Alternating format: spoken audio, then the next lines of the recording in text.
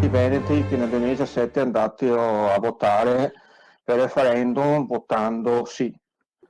Ho votato sì cosciente, però anche di alcuni aspetti che hanno portato il fronte del sì ad avere al suo interno posizioni diverse, perché non nascondiamoci, io naturalmente non mi nascondo che soprattutto qui in Veneto c'è su questo tema c'è una grossa pulsione che è ancora molto forte da parte del partito di maggioranza che guida il Regione Veneto, che più che essere autonomista rimane ancora nel suo intimo indipendentista.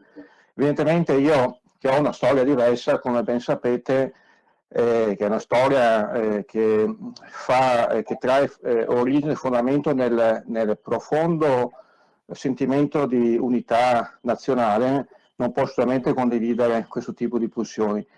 Però qual è lo scopo dell'autonomia? L'autonomia è quello di, per quanto mi riguarda, di provare a ridisegnare uno Stato che ha dimostrato in questi decenni, dal dopoguerra, di non funzionare, di non essere in grado di offrire i servizi in maniera adeguata ai propri cittadini. L'autonomia è differenziata o asimmetrica, come si chiama, che è differente dall'autonomia speciale, perché anche su questo effettivamente bisognerebbe fare un po' di chiarezza, sempre qui in Veneto, perché qualcuno l'ha un po' confusa, anche volutamente per questione un po' di propaganda, no? Ma l'autonomia differenziata appunto dovrebbe essere uno strumento per mettere nelle condizioni gli enti locali di governare meglio i propri territori. Dopodiché si apre tutta la partita politica per quella dell'autonomia differenziata ed è esclusivamente una partita politica tra lo Stato, le regioni e poi successivamente il Parlamento, perché dovrà comunque essere votato l'accordo, se mai ci sarà tra lo Stato e la regione, in Parlamento. Ma ad oggi, se vogliamo parlare di fallimento della regione Veneto, hanno fallito tutte quante le regioni che hanno chiesto in questi anni l'autonomia, a partire dall'Emilia Romagna, dal Piemonte, dalla Toscana, eccetera.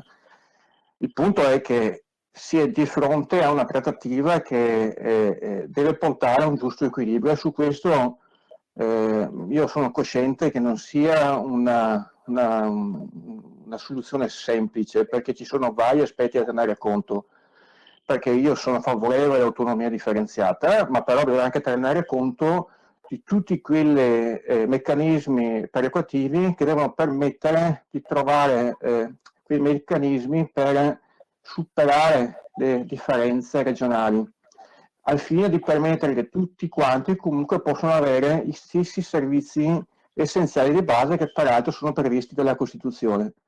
E questo è il senso.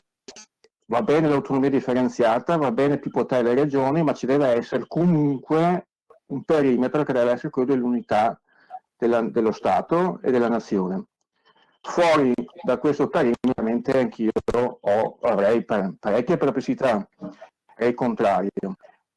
In Veneto su questo c'è da fare chiarezza, ma non è il tema dell'ordine del giorno. Il tema del giorno è quello di dare un segnale ulteriore di sostegno alla Regione Veneto affinché porti avanti questo processo. Poi sulle materie si potremmo aprire tutto un altro discorso, ma mi fermo qua perché non voglio andare troppo per le lunghe. Grazie.